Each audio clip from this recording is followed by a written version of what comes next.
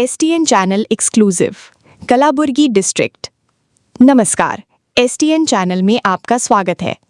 कलाबुर्गी district में बढ़ती गर्मी और हीट वेव को लेकर डीसी बी फौजिया तरन्नुम जी ने खास बातचीत में जनता को सतर्क रहने की सलाह दी है। उन्होंने बताया कि इस साल गर्मी का प्रभाव काफ़ी ज़्यादा है और टेम्परेचर नॉर्मल से ऊपर जा रहा है, खासकर नॉर्थ इंटीरियर कर्नाटका, जिसमें कलाबुर्गी भी शामिल है। जनता के लिए अपील, घर से बाहर कम निकलें, खासकर दोपहर के समय। ज़्यादा से ज़्यादा पानी पिएं और डिहाइड्रेशन से बचें। बच्चों और बुजुर्गों का खास ख्याल रखें। हीट स्ट्रोक के लक्षण दिखें तो तुरंत डॉक्टर से संपर्क करें। डीसी ने कहा कि जनता की सुरक्षा हमारी प्राथमिकता है। सब लोग सरकारी गाइडलाइंस का पालन करें। एसटीएन चैनल आपसे निवेदन करता है कि सुरक्षित रहें और सतर्क रहें। धन्यवाद।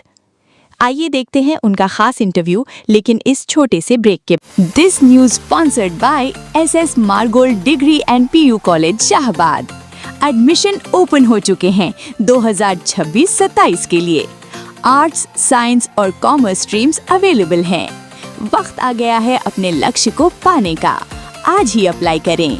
एसएस मारगोल्ड कॉलेज, जहां से शुरू होता है आपके सपनों का सफर।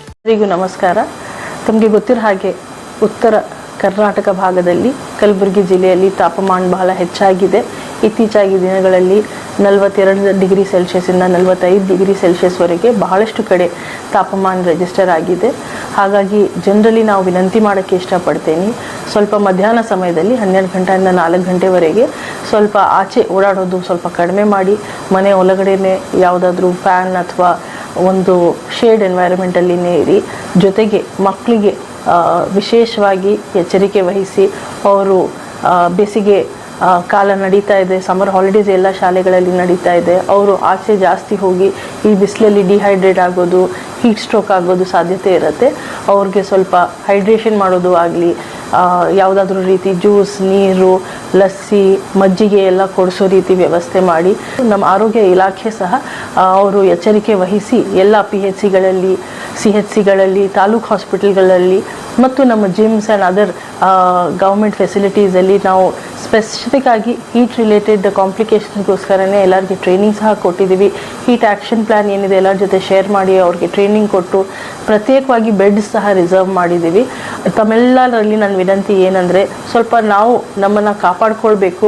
ಈ ರೀತಿ ಬೇಸಿಗೆ ಸಮಯದಲ್ಲಿ ಎಸ್ಪೆಷಲಿ ರೈತರು ಬಾಂಧವಗಳಲ್ಲಿ ತಮ್ಮ ಜಾನುವಾರುಗಳಿಗೆ ನೋಡ್ಕೊಳ್ಳಿ. ನಿಮ್ಮ ಪೆಟ್ಸ್ ಇರಬಹುದು, ನಿಮ್ಮ ಮನೆಯದು ಜಾನುವಾರುಗಳು ಇರಬಹುದು, ಅವ್ರಿಗೆ ಸಮಯದಲ್ಲಿ ನೀರು ಕೊಡಿಸೋದು ಆಗಲಿ, ಹಕ್ಕಿಗಳಿಗೆ ಆಚೆ ಒಂದು ವಿಂಡೋ ಹತ್ರ ನೀರಿಡಿಸೋದು ಆಗಲಿ, ಇದೆಲ್ಲ ಮಾಡ್ತೀವಿ ಅಂದರೆ ಜನರು ಮಾತ್ರ ಅಲ್ಲದೆ ಜಾನುವಾರುಗಳು ಸುರಕ್ಷಿತ ಆಗಿರಬಹುದು ಈ ಒಂದು ಬೇಸಿಗೆ ಕಾಲದಲ್ಲಿ.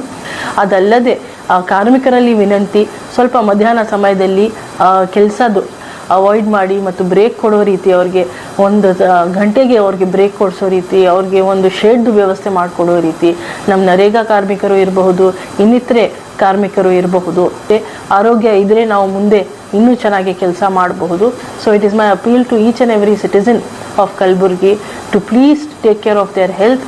The government mechanism is equipped. Taluk ಮಟ್ಟದಲ್ಲಿ ಇರಬಹುದು, ಹೆಲ್ತ್ ಡಿಪಾರ್ಟ್ಮೆಂಟ್ ಇರಬಹುದು, ಪ್ರತಿಯೊಬ್ಬರು ನಾವು ಸಜ್ಜಾಗಿದ್ದೀವಿ ತಮ್ಮೆಲ್ಲರಿಗೆ ಸಹಾಯ ಮಾಡೋಕ್ಕೆ. ತಾವು ನಿಮ್ಮನ್ನು ಕಾಪಾಡ್ಕೋಬೇಕು. ಲೈಟ್ ಕಲರ್ ಬಟ್ಟೆ ಹಾಕೋದು, ಕಾಟನ್ ಬಟ್ಟೆ ಹಾಕೋದು, ಅನಾವಶ್ಯಕವಾಗಿ ಓಡಾಡೋದು ಸ್ವಲ್ಪ ಕಡಿಮೆ ಮಾಡಬೇಕು. ಬೆಳಗಿನ ಸಂಜೆ ಸಮಯದಲ್ಲಿನೇ ಎಲ್ಲ ಕೆಲಸಗಳು ಮಾಡ್ಕೊಳ್ಳೋ ರೀತಿ ಸ್ವಲ್ಪ ತಾವು ಈ ಒಂದು ಬೇಸಿಗೆ ಕಾಲದಲ್ಲಿ ಎಚ್ಚರಿಕೆ ವಹಿಸಬೇಕು ಅಂತ ನನ್ನ ಕಡೆಯಿಂದ ವಿನಂತಿ. Thank you.